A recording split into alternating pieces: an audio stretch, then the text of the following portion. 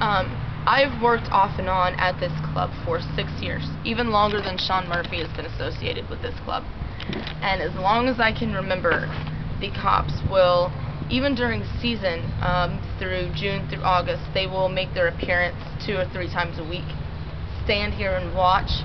They will circle the strip, waiting for the employees, not just the customers, to leave. I don't hear many stories about customers leaving, getting caught from here for DWIs, for anything. It's always the employees. Always. They will wait until all the customers are gone, and they will tail myself, and they will tail a few other girls that work here, and any opportunity they get, even before Sean was running the place, any opportunity they get, any, minor law that gets passed, any complaint that is passed, which is why we have a huge fence here now.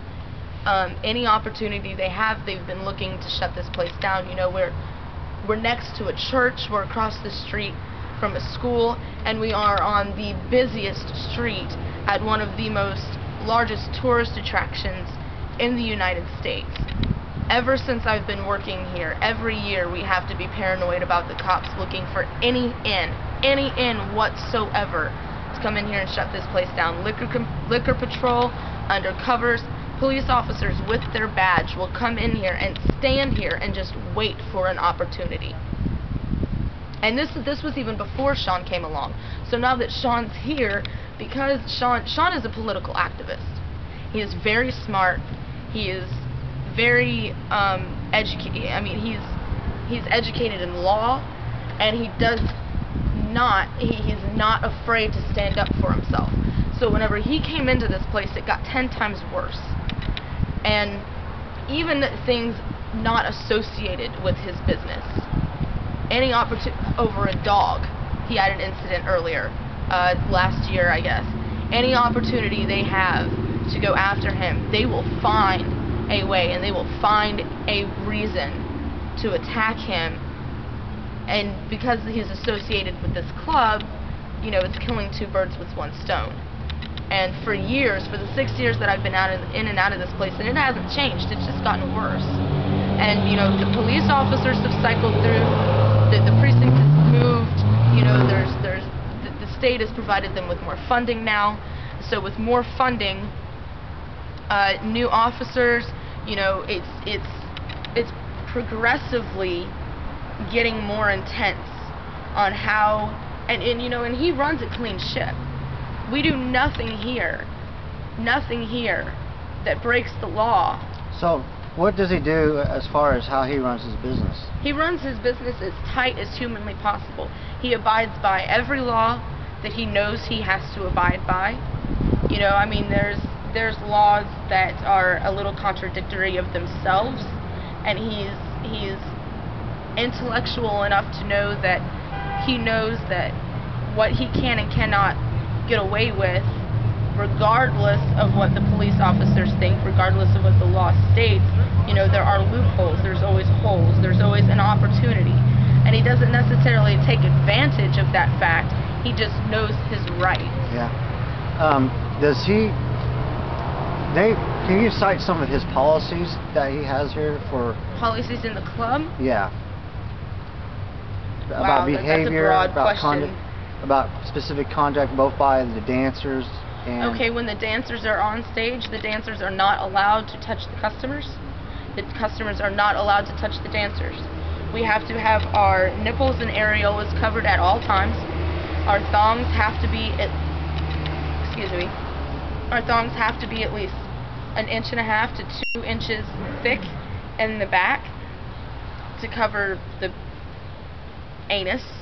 It has to be wide enough in the front that no skin of the vagina can be shown in any way, shape, or form. We are not allowed to touch ourselves in any place that is not allowed to be shown while we are on stage. We are not allowed to let customers buy us drinks. In the lap dance area, we are not allowed to be touched. What is a lap dance?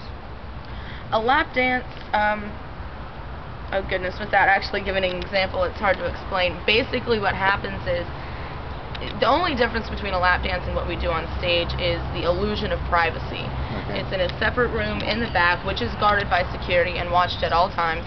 And basically what it is if a client or a patron enjoys the company of a girl enough to be able to enjoy her dancing without 30 other guys watching him, he buys a wristband even that allows him permission back there. And then once we get back there, we dance for him and only him. That way he can feel special. So lap dance isn't like physically fondling or touching it? Or no, I mean there's no blowjobs, there's no intercourse, there's no... Basically just a private dance. It's just a private dance. It allows the customers to enjoy our entertainment without feeling embarrassed, without feeling like they are the center of attention because there's 50 other guys around. Now, Mr. Murphy, how much control does he have as far as enforcing these policies? Is he pretty effective in maintaining? He's effective to the point that it's hard to perform our duties sometimes. He's a very strict owner as far as the rules and regulations of his club. Okay. Now, does the way he have that a policy about drinking, or are dancers allowed to drink while they're working? Dancers are not allowed to drink while they're working. So much so that there is a board on the wall by the dressing room door. Girls are not allowed to consume alcohol while working. And it's enforced? And it's enforced. Now, I mean, that's not to say that, fortunately there's only one of him. Yeah. So he can't watch everything at all times, but that's also why we have security. Okay. And how many people work security here? At the moment we have 3. Okay. Is that a sufficient amount of people? At this moment, yes, because okay. Season hasn't quite hit. Now, when season comes along, we will have more than 3. Does Missouri have dram shop rules about... Have what? Dram shop rules about... Dram shop. Dram shop is basically rules. It's from common law about regulating places that serve alcohol. That's dram shop rules. So Missouri doesn't have dram shop rules. Okay. No. All right, but the owner still has obligation to maintain security and safety of the facility. And he does it vigilantly. Okay, with the three right at now, least constantly on duty. With the amount of clientele that we have coming in right now, 3 is sufficient. We have one that watches the VIP. We have one that watches the floor, which includes watching the stage, making sure the girls are not breaking the laws, the customers are not breaking the laws, and we have one watching the door for extra security, making sure that people come in and check IDs, make sure they're not underage. The door makes sure that nobody's taking liquor out. Okay. They make sure that they're not bringing liquor in. What's the protocol on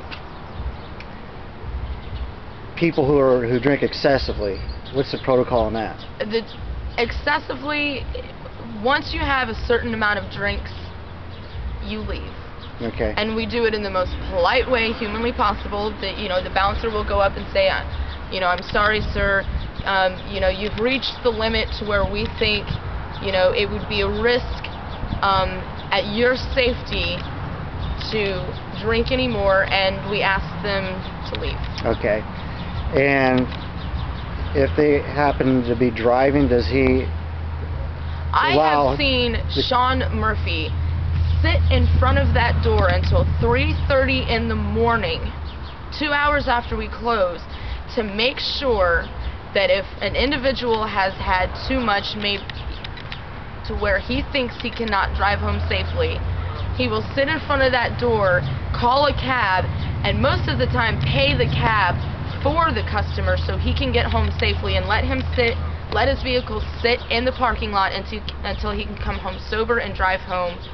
So basically, in your mind, overall, do you think that GQ is a legitimate place of entertainment and that serves... GQ's is the most tightly run strip club I have ever had the fortunate privilege of working for, ever. And that is due to Sean Murphy's way of running business.